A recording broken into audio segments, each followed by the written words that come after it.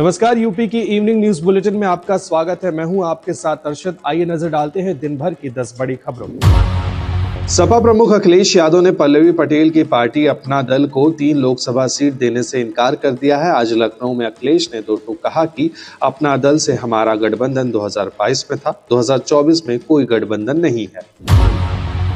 Badaun double murder case में 2 दिनों से फरार चल रहे आरोपी जावेद को पुलिस ने बरेली से गिरफ्तार कर लिया है। उसका एक वीडियो भी सामने आया है। इसमें वो कह रहा है कि मैं सरेंडर करने बरेली आया हूं, मेरा हत्याकांड से कोई लेना देना नहीं है। बदायूं में सपा जिलाध्यक्ष ने स्वामी प्रसाद मौर्य की बेटी और भाजपा नेता डॉक्टर संघमित्रा मौर्य के खिलाफ तहरीर दी है। दरअसल सपा के उम्मीदवार शिवपाल को लेकर टिप्पणी की गई थी। संघमित्रा ने जवाहर बाग कांड को लेकर कहा कि उसके सूत्रधार वही हैं जो बदायूं से इस वक्त उम्मीदवार हैं। काशी के महाशमशान मणिकर्णिका घाट पर आज मसाने की होली खेली गई। आग से धधकती चिताओं के बीच चिता भस्म की दुर्लभ होली काशी की प्राचीन पहचान है। शिवगणों के तांडव और जयकारों से मणिकर्णिका घाट गूंज उठा। इस मौके पर 2.5 लाख से ज्यादा लोगों की भीड़ उमड़ी। लखनऊ सुपर जॉयंट्स के खिलाड़ी आज अयोध्या पहुंचे। यहां रामलला के दर्शन किए। खिलाड़ी मंदिर में 45 मिनट तक रहे। इस दौरान पूजा अर्चना की और फोटो खिंचवाई। टीम के कोच जस्टिन लैंगर ने मंदिर में ध्यान लगाया। फिरोजाबाद के उच्च प्राथमिक विद्यालय नागऊ स्कूल के पीछे बाउंड्री का गेट गिरने से एक बच्चे की मौत हो गई। बच्चा अपनी बुआ के यहाँ 6 महीने पहले आया था। हादसे में दूसरे बच्चे बाल बाल बच गए। झांसी में तेज रफ्तार हार्वेस्टर मशीन ने बाइक को टक्कर मार दी। टक्कर के बाद बाइक मशीन में फंस गई। हार्वेस्टर बाइक और चालक को करीब 500 मीटर तक घसीटते हुए ले गई। इसमें बाइक चालक की मौके पर ही मौत हो गई। पुलिस मामले की जांच में जुटी हुई है।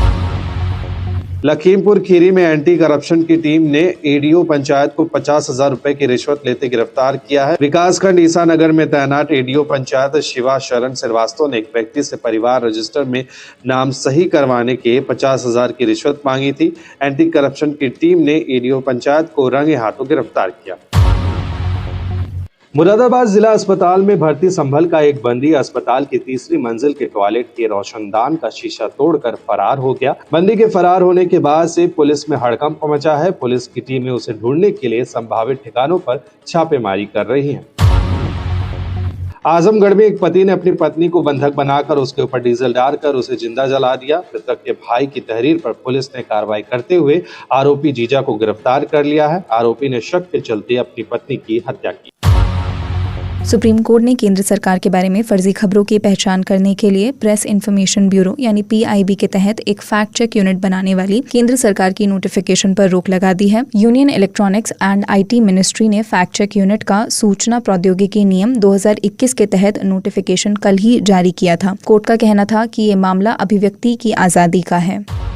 मध्य प्रदेश के धार स्थित भोजशाला को लेकर मध्य प्रदेश हाईकोर्ट की इंदौर बेंच के फैसले के बाद आर्कियोलॉजिकल सर्वे ऑफ इंडिया कल से साइट का सर्वे शुरू करेगा। हिंदू संगठनों के मुताबिक धार स्थित कमाल मौलाना मस्जिद मां सरस्वती मंदिर भोजशाला है, जिसे सन 1034 में राजा भोज ने संस्कृत की पढ़ाई के लिए बनवाया था। दावे के मुताबिक बाद में इसे तोड़ दिया गया था और इसी परिसर के वैज्ञानिक सर्वेक्षण के लिए हिंदू फ्रंट फॉर जस्टिस ने हाईकोर्ट में आवेदन दिया था।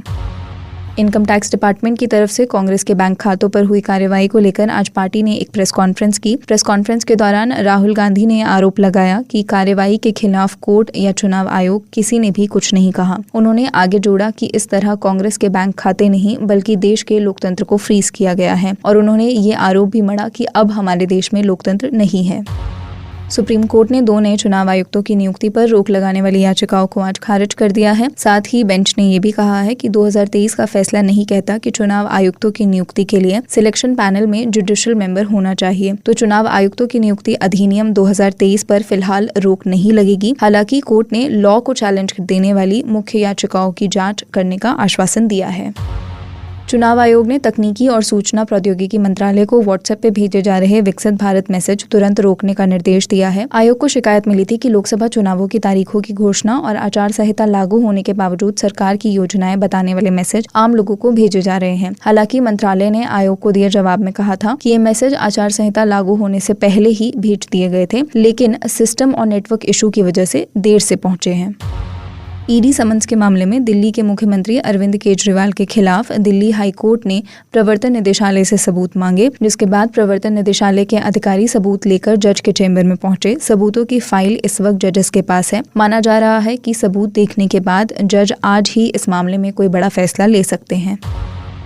भारतीय जनता पार्टी के अध्यक्ष जेपी नड्डा ने लोकसभा चुनाव के लिए राजस्थान, हरियाणा और आंध्र प्रदेश में प्रदेश चुनाव प्रभारी और सह चुनाव प्रभारी की नियुक्ति की है। राजस्थान में डॉक्टर विनय सहस्त्रबुद्धे, विजया रहाटकर, प्रवेश वर्मा को चुनाव प्रभारी और चुनाव सह प्रभारी नियुक्त किया गया है। हरियाणा में डॉक्टर सतीश पुनिया और सुरेंद्र सिंह नागर को ये जिम्मेदारी सौंपी गई। आंध्र प्रदेश में अरुण सिंह और सिद्धार्थ नाथ सिंह की नियुक्ति हुई है। चुनाव आयोग ने लोकसभा चुनाव से पहले आज 5 राज्यों में 13 नॉन कैडर डिस्ट्रिक्ट मजिस्ट्रेट और एसपी एसएसपी का ट्रांसफर किया है। इनमें 5 डीएम और 8 एसपी एसएसपी शामिल है। आयोग का यह कहना था कि डीएम और एसपी जैसे उच्च पद आईएएस और आईपीएस अफसरों के लिए हैं और इन पदों पर नॉन कैडर अफसर नियुक्त किए गए थे। आयोग ने यह भी दावा किया कि कुछ जगहों पर बड़े नेताओं के रिश्तेदार डीएम या एसपी की कमान संभाल रहे थे और उनका भी ट्रांसफर किया गया है। मध्य प्रदेश के पूर्व मुख्यमंत्री कमलनाथ को एक और झटका लगा है। उनके करीबी विश्वास पात्र और 2019 में कमलनाथ के लिए अपनी सीट खाली करने वाले दीपक सक्सेना ने कांग्रेस पार्टी छोड़ दी है। दीपक सक्सेना अपने बेटे अजय सक्सेना के साथ आज शाम 4 बजे भोपाल जाकर बीजेपी में शामिल होंगे। अरुणाचल प्रदेश में आगामी विधानसभा चुनावों के मद्देनजर कांग्रेस ने अपने उम्मीदवारों की सूची जारी कर दी है। अमेरिका ने अरुणाचल प्रदेश पर चीनी बयानों के खिलाफ भारत का समर्थन किया है। अमेरिकी विदेश विभाग के डिप्टी स्पोक्सपर्सन ने कहा कि अरुणाचल प्रदेश भारत का हिस्सा है और वो वास्तविक नियंत्रण रेखा के पार चीन के किसी भी इलाके पर दावे का विरोध करते हैं। इंडियन प्रीमियर लीग 2024 का आगाज कल से होगा, मगर इससे पहले ही 2 टीमों में बड़े बदलाव देखने के लिए मिले। गुजरात टाइटंस ने तेज गेंदबाज मोहम्मद शमी के रिप्लेसमेंट का ऐलान किया है। इसके अलावा हार्दिक पांड्या की कप्तानी वाली मुंबई इंडियंस ने भी श्रीलंकाई तेज गेंदबाज दिलशान मंदुशंका का रिप्लेसमेंट अनाउंस किया है। शेयर बाजार में आज तेजी देखने के लिए मिली। सेंसेक्स 700 अंक से ज्यादा की तेजी के साथ 72,800 के स्तर तक पहुंचा। वहीं निफ्टी में भी 220 अंक की बढ़त रही और इसने 22,060 के स्तर पर कारोबार किया।